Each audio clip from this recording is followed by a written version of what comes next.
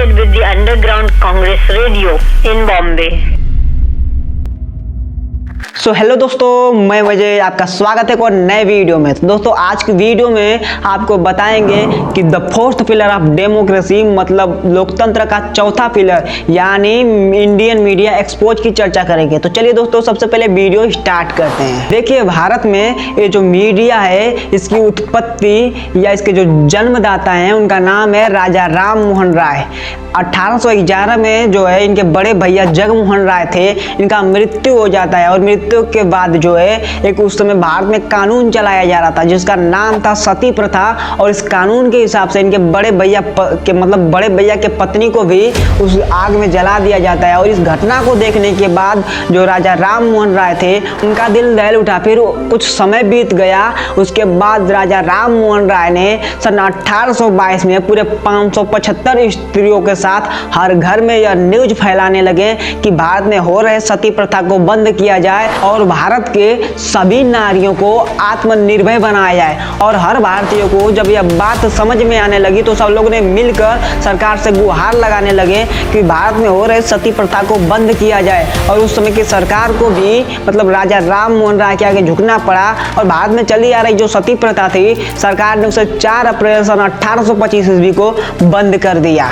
देखिए जब हमारा देश अंग्रेजों के गुलामी में पूरी तरह से जकड़ चुका था तब महात्मा गांधी ने अंग्रेजों को भगाने के लिए सन 1942 में एक आंदोलन चलाया था जिसका नाम रखा था भारत छोड़ो आंदोलन। और इस आंदोलन में जो है उस समय के भारत में मतलब जितने भी बड़े बड़े लीडर्स हुए या बड़े बड़े वीर क्रांतिकारी थे सब लोगों ने हिस्सा लिया और सब लोग मिल के भारत में जगह जगह पे जाके स्पीच देना शुरू कर दिया ताकि देश की मतलब जनता जागरूक हो जाए लड़ने के लिए। लेकिन इस बार भी हर बार की तरह जो अंग्रेज हुए वो फिर से हम भारतीयों पे भारी पड़ गए और जितने भी जो भारत छोड़ो आंदोलन था उसमें जितने भी बड़े बड़े लीडर हुए या बड़े बड़े क्रांतिकारी हुए उन सबको गिरफ्तार कर लिया गया और फिर से जो आशा थी आज़ादी की वह टूट गई।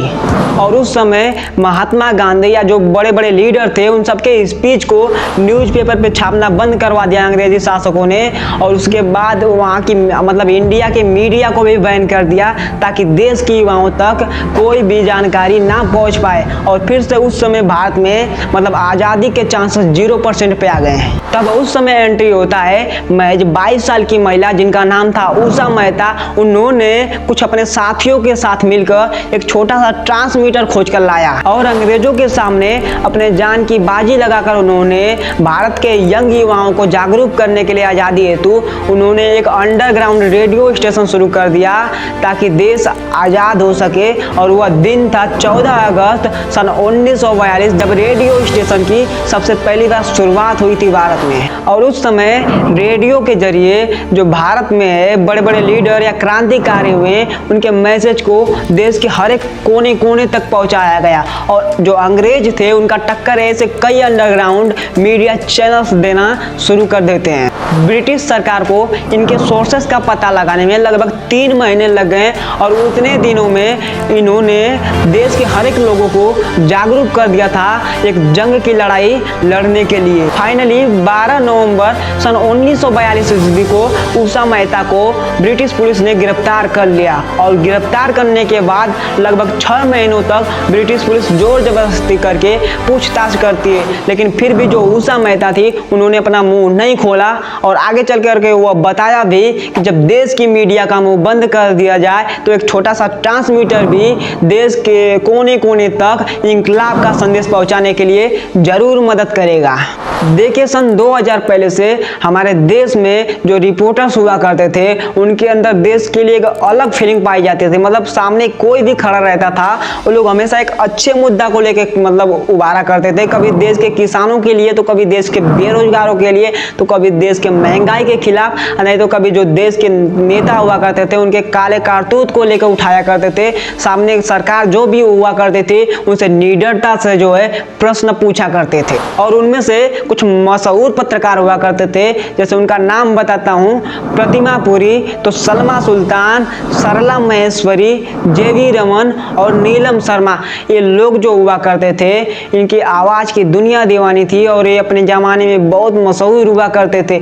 लेकिन इन लोग के अंदर एक अच्छी क्वालिटी पाई जाती थी कि जो हमेशा देश के लिए लड़ा करते थे, ना कि सरकार के लिए लड़ा करते थे। वो सरकार से हमेशा प्रश्न ही पूछा करते थे जब आप सरकार को देना होता था, ना कि जब आप खुद मीडिया दिया करती थी। तो दोस्तों, अभी तक आपको मैंने ओल्ड मीडिया के बारे में पूरी तरह से बता दिया कि किस तरह से देश के लिए लड़ा करती थी, किसी दूसरों के लिए नहीं लड़ा करती थी, मतलब देश के हित के लिए हमेशा सोचा करती थी और अच्छे अच्छे मुद्दों को उठाया करती थी। लेकिन जो आज की मीडिया है वो किस प्रकार से देश को कमजोर करते जा रही है। तो आज के वीडियो में जो है मैं इतना ही कहने वाला था सिर्फ ओल्ड मीडिया के बारे में, और जो अगली वीडियो लेके आऊंगा उसमें आपको बताऊंगा 21वीं शताब्दी में चली आ रही मीडिया है उसमें किस प्रकार से बदलाव हो गया, कैसे देश को कमजोर करने पे लग जाती है और मीडिया के नाम को अपने पूरे ध्वस्त कर देती है। चलिए दोस्तों, आज की वीडियो में मैं इतना ही कहने वाला था और अगली वीडियो में फिर से मिलेंगे। तब तक के लिए जय हिंद, जय भारत।